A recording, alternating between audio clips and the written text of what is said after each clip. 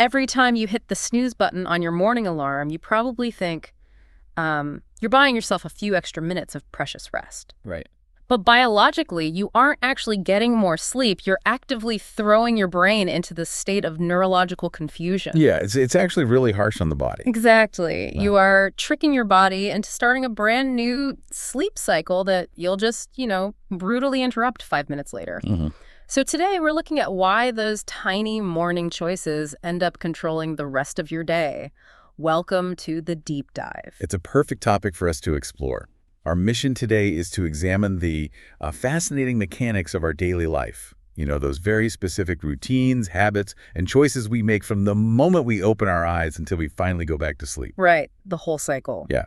And to do this, we're analyzing the daily schedules of two individuals, Sarah and Jack, who have completely opposite ways of moving through the world. They really do. Now, a quick note for you listening. We know that many of you are using this specific deep dive to practice your English. Yeah, welcome. So we built this conversation with you in mind. We're going to keep a clear, steady pace. We'll use natural, accessible vocabulary without talking down to you, of course. Exactly. We want to focus on the real, everyday English used to describe our daily routines. Right, because it's a highly effective way to learn. Oh, absolutely. By looking at the contrasting routines of Sarah and Jack, you'll naturally pick up on how native speakers describe their environments, their meals, their habits. Yeah. And more importantly, we're going to look at the underlying science of why their days unfold the way they do. So our central theme today is how micro-choices compound. The way you start your morning creates a domino effect. A huge domino effect. Right, one that impacts your energy levels at noon, your mood at dinner, and, your ability to sleep at night. So let's look at that very first domino. Let's do it. Sarah proudly calls herself a morning person. She wakes up at 6 a.m., and she doesn't just wake up, she physically jumps out of bed. Which is incredibly revealing about her physiological state. How so? Well, waking up naturally and energetically at 6 a.m. suggests her circadian rhythm, her body's internal clock, is perfectly aligned with her schedule. Oh, I see. Yeah, she doesn't need an external shock to get going. Her morning routine is entirely intentional. She starts with a large glass of water. Which makes sense. Right. It's biologically crucial because we lose so much hydration simply by breathing overnight. Then she washes her face, brushes her teeth, and interestingly, drinks green tea instead of coffee. I found that detail about the green tea really interesting because she says she drinks it because coffee makes her nervous. Yeah. And there's actual chemistry behind that, right? Totally. Green tea contains caffeine, but it also has this amino acid called L-theanine, which slows the absorption of that caffeine. Yeah. So instead of the sudden spike and crash you get from like a dark cup of coffee, you get a much smoother, sustained energy release. Precisely. Sarah is choosing sustained energy over a quick jolt. And because she's up early, she has the luxury of time. Yeah, she can actually cook. Right. She makes eggs and toast or prepares yogurt with fruit. She's fueling her body for a long morning. Now contrast that entire experience with Jack. Oh man, Jack. Jack is the ultimate night owl. He really is. He prefers the late hours, which means his alarm doesn't go off until 8:30 or even 9 a.m. And here is where we get back to that snooze button we talked about at the start. Oh, yeah. Jack relies on it. He does. And the source material specifically notes that he crawls out of bed after hitting it. Crawls. Wow. Yeah. This is a textbook example of sleep inertia. When Jack hits snooze, his brain thinks, great, we are going back to deep sleep. Right. Time to shut down. Exactly. It starts releasing hormones to shut the body down. 5 minutes later, the alarm blares again, shattering that process. So he's not actually resting. No, he isn't gaining rest. He's just confusing his nervous system, which is exactly why he feels like he has to crawl rather than jump out of bed. I've always thought of the snooze button like a broken time machine. A broken time machine, I like that. Yeah, it only takes you 5 minutes into the future, but somehow it makes you feel twice as exhausted when you arrive there. That is so true. And because Jack delayed his wake-up, his choices are immediately restricted. Right. He says he needs coffee with milk, no sugar, just to open his eyes. Right. The coffee isn't a gentle start like Sarah's tea. It's an emergency rescue mission. And that lack of time dictates his breakfast, too. He eats a quick bowl of cereal because he's in a rush. Yeah. He is already behind schedule. This is what we mean by micro-choices compounding. Jack's late start forces a rushed, high-sugar, low-protein breakfast, which will absolutely impact his energy levels later in the day. And those morning choices follow them right out the front door into the commute. They do. Because a commute isn't just about travel. It's a psychological transition period. It's this liminal space between your private home and your public workplace. And that transition is handled very differently by our two subjects. Definitely. Sarah has a 20-minute bus ride. Since the bus stop is close to her house, she uses this time to read a book or listen to music. Nice.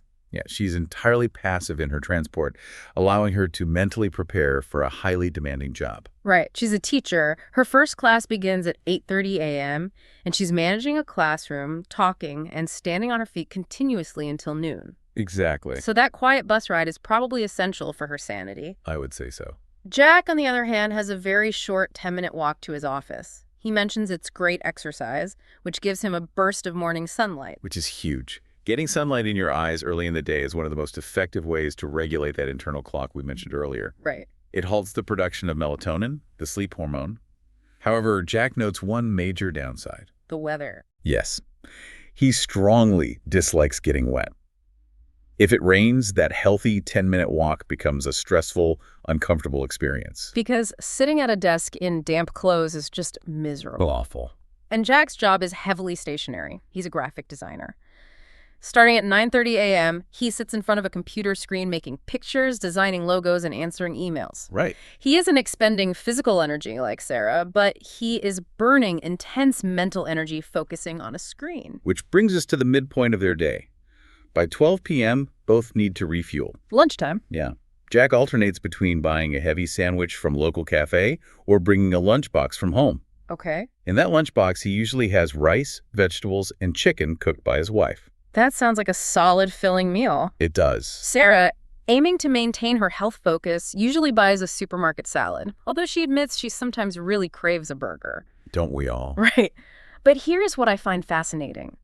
Despite their entirely different mornings, their different commutes, different jobs, and different lunches, they both hit an invisible wall at exactly 2 p.m. Ah, yes. The midday slump. Yeah. The sources note that both Sarah and Jack experience intense afternoon tiredness, and both express a strong desire to take a nap, a short sleep rate at 2 p.m. So if the midday slump happens to both the person eating a light salad and the person eating a heavy rice and chicken lunchbox, it can't just be about the food, right? No. Why is this 2 p.m. crash so universal? Well, food plays a small role. Mm. Digesting a large meal requires blood flow to the stomach, which can make you drowsy. Sure. But you're right, the primary culprit is biological. It's a natural dip in the circadian rhythm. Okay. Around 2 p.m., human beings experience a slight drop in core body temperature. Really? Yeah, and this drop mimics the temperature decrease that happens right before we fall asleep at night. Yeah. Your brain interprets this temperature change as a signal that it's time to rest. Oh, wow. That explains so much. It's not a lack of willpower. It's our bodies literally acting as if it's bedtime. But of course, they can't sleep.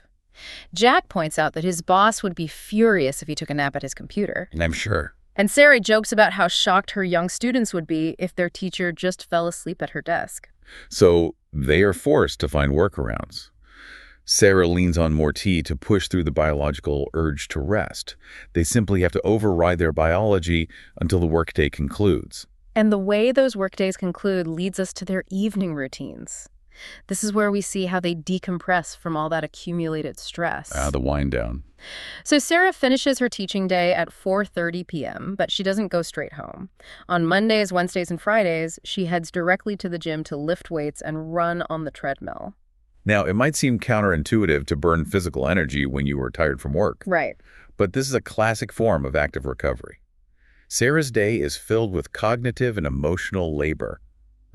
Managing students requires constant social regulation. Yeah, that's exhausting. Very. Going to the gym allows her to shut off the social part of her brain and focus entirely on physical exertion. Makes total sense.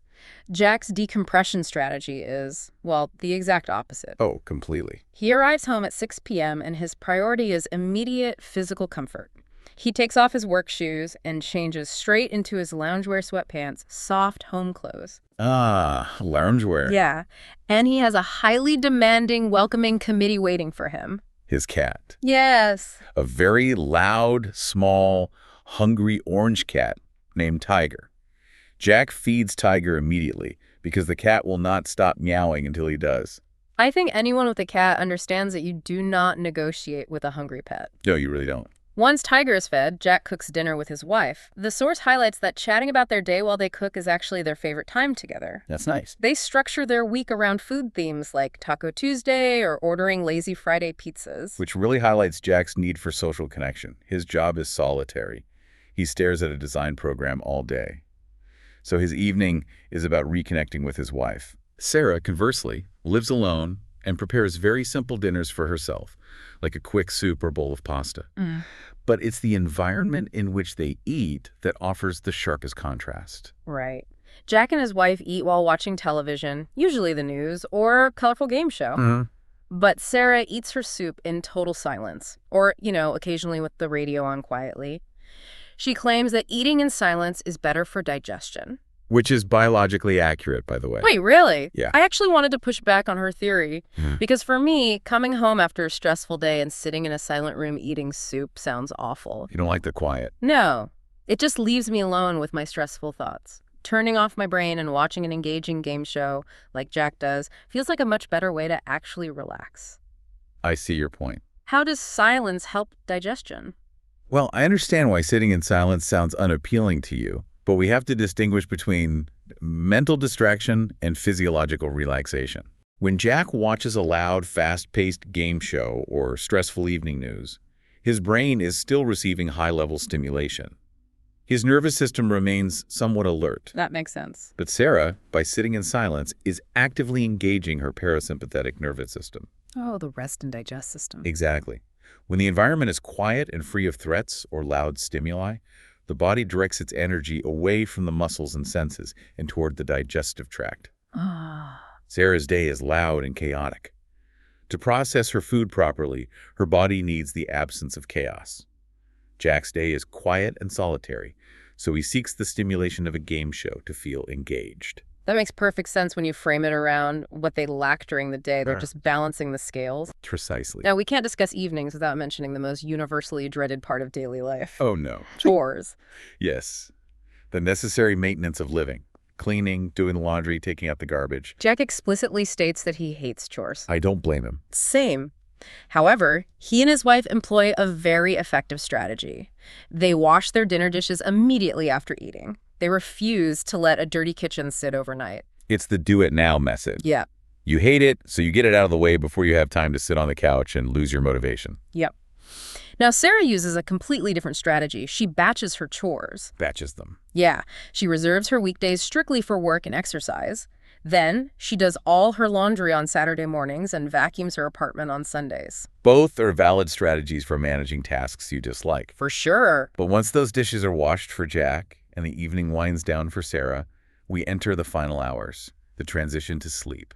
So Jack leans heavily into digital escapism. He does. He fires up a video game console and plays racing games, driving digital cars at high speeds for an hour, or he binge watches shows on Netflix. He says this is the only way he can forget about his work stress. And this choice is the crucial link in understanding Jack's entire daily rhythm. By playing fast-paced video games and watching screens, he is flooding his eyes with blue light. Which tricks his brain into thinking the sun is still up. Exactly. Yeah. And the racing games provide hits of dopamine, keeping his brain highly engaged.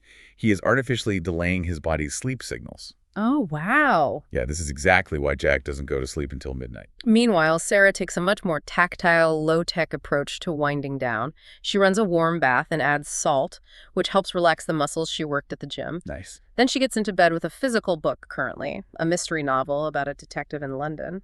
Notice the mechanism here. A warm bath raises your body temperature slightly, but when you step out of the tub into a cooler room, your core temperature drops rapidly. Oh, like we talked about earlier. Yes. As we discussed with the 2 p.m. slump, a drop in core temperature is the biological trigger for sleep. So she's literally hacking her own circadian rhythm. She is. And it works. She says that usually after reading just 10 pages of her detective novel, her eyes get too heavy to keep open. Her lights are out by 10:30 p.m. And there we have the completion of the cycle. This is the unyielding loop of daily life. The end of one day creates the beginning of the next. It really does. Sarah's discipline in turning off the lights at 10:30 p.m. guarantees she has the biological energy to jump out of bed at 6 a.m. the next morning. And Jack's decision to race digital cars until midnight is the exact reason he is trapped in that terrible sleep inertia, crawling out of bed to slap the snooze button at 8:30 a.m. It's all connected. It's totally connected, and despite the differences, both routines have moments of real joy. Oh, definitely. Sarah's absolute favorite part of the day is that early morning quiet before the rest of the city wakes up. Yeah. Her secret time. And Jack's favorite moment is his morning walk, feeling the sun and watching people walk their dogs before the screens take over his life. But they have their low points, too. Sarah hates waiting at the bus stop in the freezing winter air when her nose gets red. Jack hates washing those dinner dishes. Yeah. So I have to ask you, the listener, as you think about the English vocabulary we've used today, the morning commutes, the lunch boxes, the loungewear, and the chores, which routine mirrors your own? Are you someone who uses active recovery like the gym or passive recovery like a game show? Right. Do you hack your sleep with a warm bath?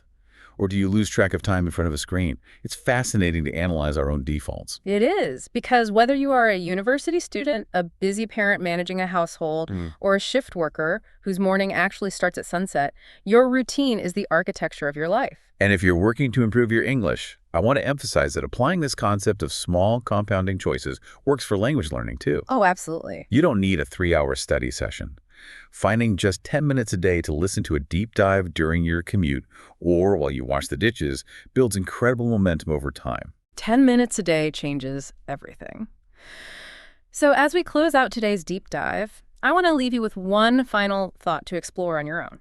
Right. Imagine that tomorrow, a magic spell forces you to completely swap your daily routine with someone else's for exactly 24 hours. Oh, boy.